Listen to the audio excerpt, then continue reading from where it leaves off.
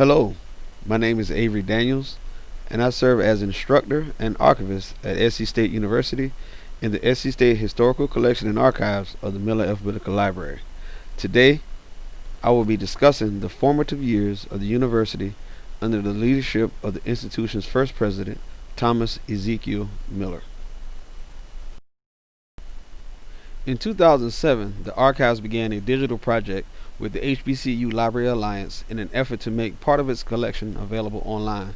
The project encompassed all of the presidents who have provided leadership over the years to our historic university. The project was led by archivist Ashley Till and Ms. Monica Johnson. The software chosen for scanning was Silverfast version 6.0, and the scanner used was an Epson Expression 10000 XL. Master images were scanned as uncompressed TIFFs at 600 dpi, and access images were JPEGs with a file resolution of 300 dpi. The metadata schema chosen was Dublin Core. However, since that time, we have not taken on any other digitization projects other than the daily requests we receive for images from our various departments and outside patrons. Yet, I would still like to highlight this collection from a historical perspective and focus on the establishment of the university. SC State has had its earliest beginnings as part of another Orangeburg institution. In 1872, under the terms of the 1862 Morrill Land Grant Act, South Carolina's Reconstruction Legislature created an agricultural and mechanical college and attached it to Claflin University. This institution, named the South Carolina Agricultural College and Mechanics Institute, operated from 1872 to 1896. But it was the vision and perseverance of Thomas E. Miller to have a standalone institution for African Americans and ran by African Americans that would lead to the separation from Claflin University. This is an image of Red Inn, which was the original boys' dormitory and a relic from Claflin University. Thomas E. Miller was born in 1849 in Fareebeville, South Carolina. Although he had a considerably fair complexion, he had always considered himself a black man. It was rumored that he was born to an unmarried white couple. However, he was raised by a black couple in Charleston, South Carolina, where he attended schools operated for free blacks. He graduated from Lincoln University in 1872 and went on to study law at the South Carolina College, which is now the University of South Carolina. He was admitted to the South Carolina Bar in 1875. Miller was very active in politics. A Republican, he represented Beaufort in the South Carolina House and Senate from 1874 to 1882. He served briefly in Congress in 1890. After losing the congressional election in 1892, he was elected to the South Carolina House in 1894, and in 1895 he was elected to represent Beaufort in the State Constitutional Convention. It was there that Miller garnered support from the white delegates to create a separate land-grant college that would be under the authority of black people, or so he thought.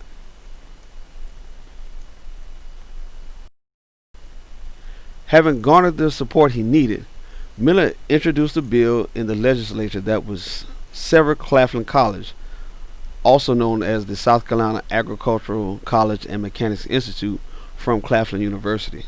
This act was passed on March 3rd, 1896, establishing the Colored Normal Industrial, Agricultural, and Mechanical College of South Carolina, now called South Carolina State University. After the passing of this act, Miller stated, "Thank God, the college is in the hands of the Negroes."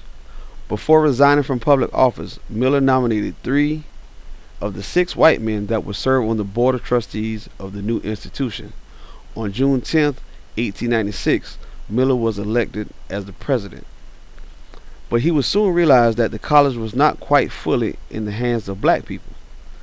All major and many minor decisions were made by the all-white board and not by Miller. They supervised the day-to-day operations of the college. They also devised the curriculum, determined the courses of study, established faculty salaries, and selected textbooks. Miller had to seek board approval to move the sawmill as well as paint the inside of a campus building. There was one instance where Miller received funds to acquire two mules, and one of the trustees accompanied him to make the purchase. This is a portrait of Dr. William R. Lohman, who was an original member of the Board of Trustees and served as its secretary from 1896 until his death in 1925. It was not long before the faculty sensed Miller's vulnerability, and they periodically challenged him.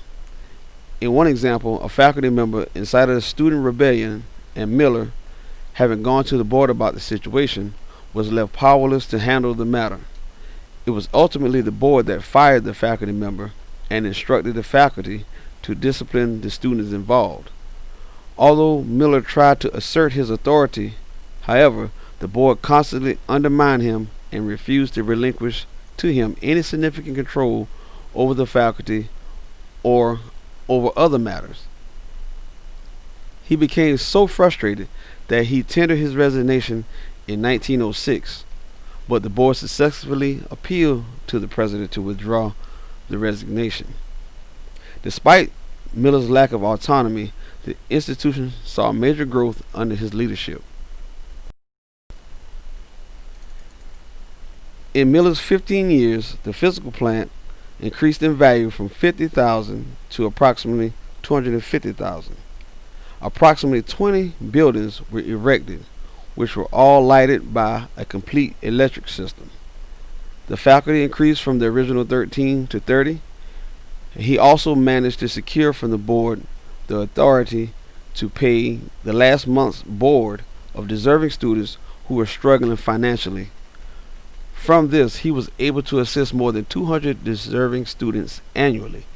In his final report to the board in 1911, the amount of $1,317.43 was used to pay the board for those students. And these are some of the buildings, early buildings under Miller's leadership. You have Bradham Hall, which was the president's residence and the first girls' dormitory. You have Morrill Hall on the right-hand side. This was a classroom building, and it was destroyed by fire in 1916. Bradham Hall, the original structure, was destroyed by fire in 1909. On the upper left-hand corner, this is Thomas Miller under the red arrow with students outside of Bradham Hall. This is either during the construction or right after the completion of the construction.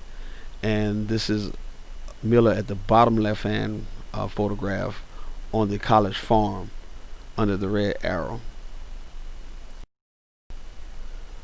Although Miller was a politician, he encouraged black men to steer clear of politics, at the same time defending the right of the black man to continue to participate in the political system. In 1895, at the State Constitutional Convention, Miller stated, "The Negroes do not want to dominate. They do not and would not have social equality, but they do want to cast a ballot for the men who make their laws and administer the laws." But in 1910, he was unable to follow his own advice. Coleman Blease, a staunch racist, ran for governor of South Carolina. Miller publicly opposed Blease, and when Blease won, one of his first acts following his inauguration was to attend a Board of Trustees meeting to demand Miller's resignation. Miller gladly accommodated the governor, stating, "I am guilty of having begged the voters not to vote for you.